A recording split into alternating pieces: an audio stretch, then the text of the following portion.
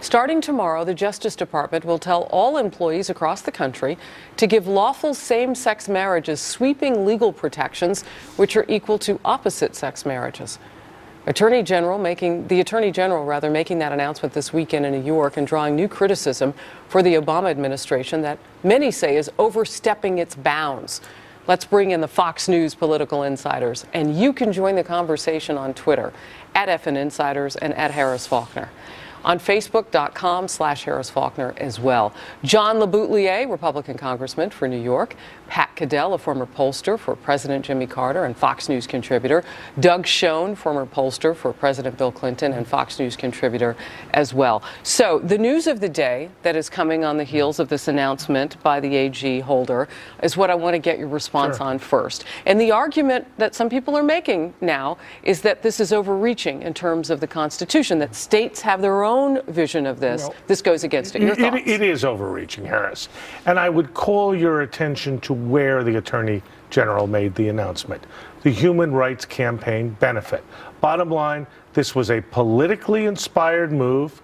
The Attorney General, following on the President's State of the Union, a year of action. The bottom line is this is political, and it is designed with 2/3 of the states being against gay marriage. It's designed to raise money for the Democratic Party in the midterms. Same way 2 years ago, Harris, before the presidential race. You remember when Joe Biden was the president was about to go to George Clooney's house for a big Hollywood fundraiser. And the vice president sort of goosed the president into coming out for gay marriage. And it unleashed a torrent, I think, of Democratic money for the Democrats from the gay part of the party. They needed it desperately. That's all this is about. First of all, Eric Holder is the most lawless Attorney General, even before he became Attorney General, when he was in the Justice Department, since John Mitchell. I mean, this man has about as much respect for the law as the moon does. What they do is, in this administration, whether it's on the environment or this, they're playing to get votes and also to distract young people, for instance, particularly, who are more pro-gay marriage. I think they do it, all of these things, the same with women, to distract the young people in the fact they don't have jobs, they're getting screwed on Obamacare, and the rest of it because they can't deliver on what really matters. So they take issues that are not very important, but the Republicans are so inept at, and keep playing. This was 36 hours after a terrible jobs report. Absolutely, but I don't think that you guys would mean that same-sex marriage and marriage in this country is not important. But I think what you're saying is that it becomes important issues to people in the public, that what is critical.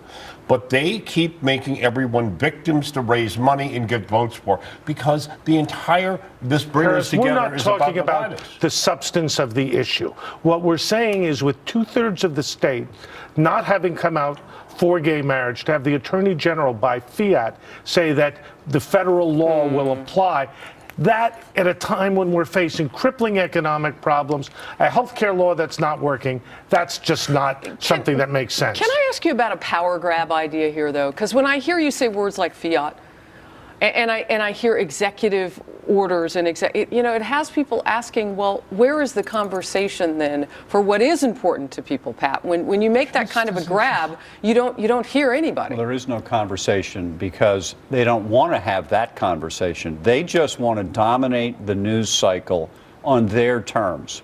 They do not, and this is every president, wants to be on offense, not on defense. A vast majority of the American people believe that we've passed lines now. We're in both parties, like with Harry Reid, who, by the way, is proposing he might make new rules in the Senate after he did the nuclear option, which is if we have the votes, we do what we want, the Constitution go to hell, and so can law. And that is, there is this sense of politics before country. People get it. They get it like by 2 to 1.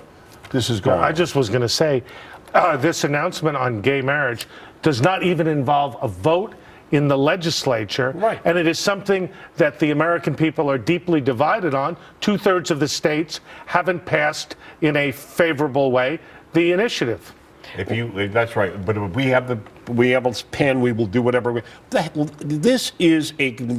We have leaders who do not care about preserving the law. The president took an oath to preserve the Constitution, and he's supposed to be a constitutional president. He cares as much about preserving the law as I do getting on a rocket ship. And it's interesting what you say, Doug, because you say it's not the substance of the issue. This could really apply to many things that we're talking about. It could apply to minimum wage. The recent conversation about that as well. And let me be very clear, Harris. Bottom line, the merits of the issue should be litigated in each state or litigated in the Congress. It is not something for the president to make law or the attorney general to make law. That's why I use the word fiat. I think that's why we're speaking as we are. And it's interesting, too, how it's being done. And it takes effect tomorrow, by the way. I mean, there was no delay. This announcement was last night, and boom, 48 hours, it's in effect. It's a policy within the Justice Department. But you say it could be a slippery slope. Well, it is a slippery slope because all civil and criminal matters involving the federal government are now going to involve no discrimination at all between gay couples and straight couples. No matter what the state law and bottom says. line, that's what I was going to say, Pat. No matter what the state law is. So if a Massachusetts couple has an issue in Alabama involving federal law, it's the federal law, not Alabama law, that controls. All right. So I asked the question before we went to break, where have all the jobs gone? To get the conversation started, John Hinline on my Twitter page says, many of the jobs have gone underground, working off the clock and off the book. Senator Portman was asked about this issue today and the economy and the tie-in now with the Affordable Care Act. And this message from this bipartisan report that perhaps it's better if you work fewer hours, take advantage of the subsidies in health care. You don't have to work as hard, get fewer people working full-time jobs. Here's Senator Portman, and then we'll talk. I'm worried about the American worker. I mean, it's unbelievable, David. We've got in our country right now a 35-year low in terms of labor participation. We don't have as many people in the workforce as we had during the recession, the middle of the recession. And yet you have Democrats almost giddy about the fact that, oh boy, now we're going to have fewer people in the workforce. So you have two different topics here. You've got the one that's coming from the fact that you're going to have fewer full-time workers, possibly, and then you've got the other part that we're not creating enough jobs for the people who need them already. Well, Harris, look, the jobs number was only about 115,000, well below what we need to keep pace. Workforce participation, 63%, lowest in 35 years. But bottom line, the senator was alluding to the CBO report, Douglas Elmendorf's report, that we're going to lose at least 2 million jobs because of Obamacare. And what you said, Harris, exactly right. Our economy's not working. We're not creating jobs. And the Democrats, incredibly, are saying we're giving people choice whether they stay home or work. The fantasy being perpetrated by the Democrats in defense of the indefensible, which is a law that doesn't work. My God, I think they would say that Pearl Harbor was a success if they were impact. No, I wouldn't go that far. These are people who get up in the face of telling the American people to their face that they're idiots. I think back on 2008 when Senator Obama was running, and he kept talking. He wanted to be a transformational president, and this thing that was just announced by the head of the Congressional Budget Office is the transformation, which is, it's a good thing that people are choosing not to work, and we are subsidizing them not to work. From Obama's point of view, that's what he wants. I don't think the majority of Americans want that. By the way, leave aside individuals. What does it say about the leading economy in the world when its drive, and when the American drive is to disappear into part-time work, don't work, stay home, become Europe? Right, and it wasn't that they lost 2 million jobs. It was that 2 million people are not going to work because they're getting subsidized health care and they don't need to work. Well, and that's then different. The jobs are also getting lost. The other part of some of the Democrat response to this and the Sunday shows today is that those will free up jobs for other people to have. Well, I did think it was interesting, and tell me if I'm wrong about this, it seemed like women were singled out here, right? Well, women will be staying home to raise the kids and have more free time, but, you know, it's going to be everybody who's going to lose out on those full-time jobs. The Democrats try to make every issue a pro-woman's issue, even if in this case. But this it's is American. Well, it's American jobs. These are American jobs, and it's also ridiculous to make the case that a society, as Pat points out, that is not functioning on full steam will somehow be better with more people staying at home and less people being productive. And All right. But what bothers me the most is the fantasizing here, the trying to turn dung into something nice. I mean, I don't know, into something wonderful. But this is to stand there and tell people, oh no, this is what the White House comes out with this answer from Alice in Wonderland. You know, and it's just amazing me. But you know what? The Republicans have nothing to counter. They have no economic program. They have no growth program. Neither party. They've all failed the country. Omni Duval on Facebook /Harris Faulkner says, regulation has killed the job market, and an entrepreneur has to jump through too many hoops just to consider starting a business. So that's his take on it. We've asked for people to comment. Where are the jobs? There's that.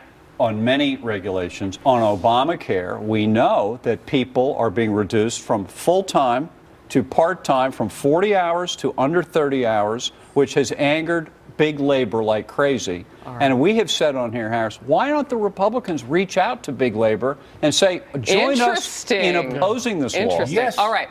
Earlier today on Fox News Sunday, we heard that Syria may actually, and the situation that's playing out there with their civil war, may actually be formulating a situation that is much more dangerous than any other in the world for our own security here. Let's hear from Representative McCall, who was on with Chris Wallace today, and then we'll talk about it with the insiders. Syria is probably the largest and most significant threat to the homeland security of the United States today. And the reason being is that we have so many jihadists pouring into Syria every day, training. They have training camps, military training camps. This is far surpassing the Fatah in Pakistan. This is becoming the worldwide training ground for terrorists. John LeBoutillier, Pat Caddell, Doug Schoen. You know, I go back to the red line and the handling of Syria from the very beginning, and could we have maybe protected ourselves better? Well, the policy couldn't have played out worse. Bottom line, what Representative McCall said is all too true. Our government has acknowledged it. Moreover, there are delays in eliminating the chemical weapons that were supposed to be removed from the country. And if you just go to Iran now, there have been more apparent incidents of terrorism by the Iranian government since they signed the nuclear agreement than there were before. Bottom line, Harris, the Middle East is even worse, more of a cauldron. And what do we have to show for it? Nothing.